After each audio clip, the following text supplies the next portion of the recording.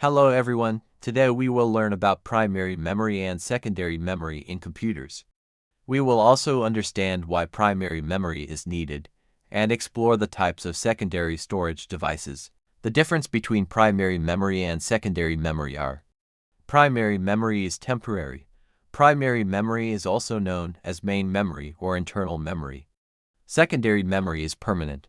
Secondary memory is also known as external memory or auxiliary memory.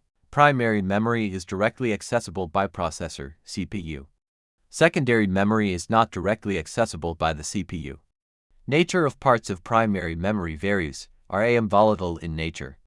RAM non-volatile. It's always non-volatile in nature. Primary memory. Primary memory is also called the main memory. It stores the data, programs, and instructions that are currently in use. Why do we need primary memory?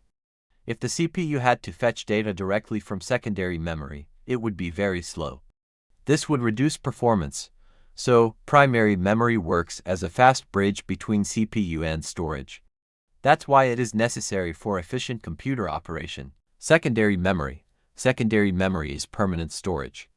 It is slower than primary memory, but it keeps our data safe even when the power is off.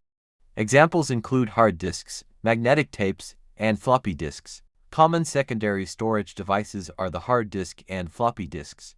Magnetic tape, used for large data storage. Data is stored and read sequentially, like in audio or video tapes. Magnetic disk, a circular disk coated with magnetic material, rotates at high speed. Example, hard disk. Hard disk, direct access storage device, divided into tracks and sectors. Most common secondary storage used today.